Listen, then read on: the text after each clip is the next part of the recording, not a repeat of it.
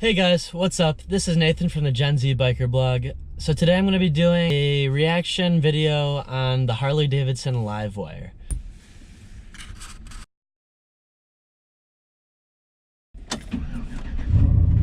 So some of you may be wondering why I am not on the bike today. I am not on the bike because I live in Wisconsin, and Wisconsin is quite cold in November. I still have been riding, but tonight it's supposed to snow for the first time, and I really don't want to be riding a crotch rocket in the snow. That's really not that fun. I wanted to do a reaction video on the new Harley Davidson Livewire. Some of you may know it just dropped. They released it in Milan, Italy, at a big motorcycle show. It's the EISMC or something like that. I don't really know what it stands for, but they dropped it at this show, and they kind of released some new details. Initially, Project Livewire, which is what it's called, was released in Milwaukee at the 115th anniversary. So obviously I was there, local to where I live. I have seen it in action. I've seen it ridden down the street. Never rode it personally, but it's a pretty cool bike. So I don't know how I feel about electric bikes yet. I'm not really even too sure how I feel about electric cars, to be quite frank. Styling wise, it looks similar to my bike. It's got a naked sport bike kind of feel to it, but there are some differences. So I took a look at the Harley Davidson media kit for the Project Livewire, and it seemed that they had a few goals with Project Livewire. First of which, to increase ridership throughout younger people, I believe, and then second, to deliver sustainable growth within the company. Obviously, there's a lot of talk about climate change in this day and age. That said, as stated in a Forbes.com article, 70% of millennials do not want electric vehicles.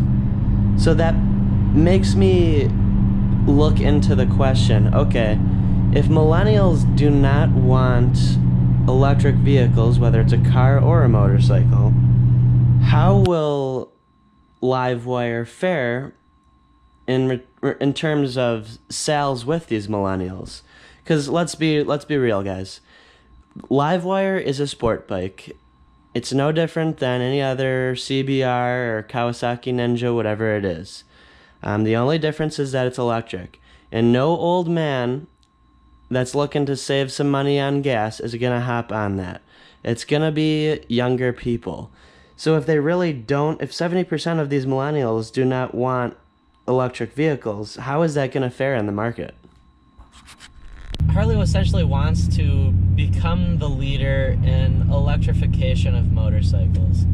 Tesla was kind of seen as the leader in electrification of cars, and Harley wants to essentially take up that role, but for motorcycles. And overall, from what I read in the media kit on Harley's website, it seems like they've implemented a lot of great technology into Livewire, which is somewhat of a new thing for Harley. Looking at some of their previous models, setting aside obviously the touring models, typically Harley's more street bike models never really had a whole lot of technology to it, more so just a tachometer with the speed on it.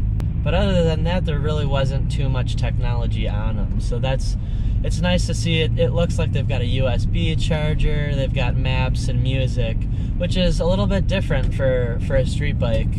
One of the biggest mind-boggling things to me, at least, is the fact that the Harley Davidson Livewire is not like most bikes, in the fact that, obviously, yes, it's electric, but the fact that there's no clutch and there's also no gearing. So, well, there is gears on it, but you don't have to shift like a regular motorcycle. It's an automatic motorcycle.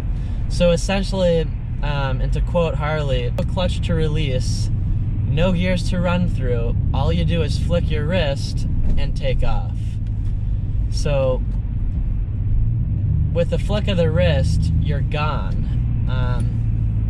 I'm not sure for you wheelie folks out there that like pulling the front end up, if that will be possible. I would imagine with the way they're talking about the amount of power that's gonna be with the flick of the wrist, that you probably could pull it up, but you're definitely not dropping the clutch into a wheelie on this one. So I don't know how I feel about that, quite frankly, just yet.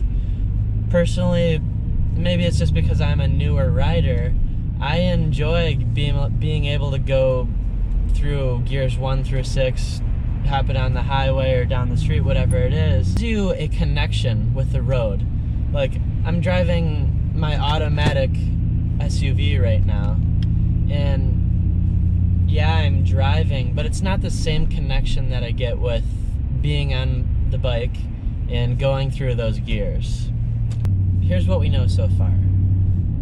The launch date will be 2019, and they're going to drop the price, the MSRP pricing, in January of 2019. So we've got a couple more months until we find out details like that. As far as availability goes, the Livewire will only be available in select dealerships throughout the US and Europe.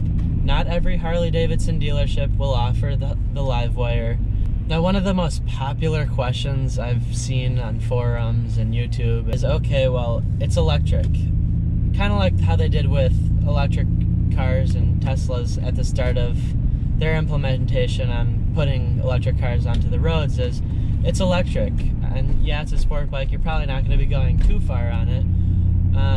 But are there going to be places that I can charge the bike when I'm out on the road?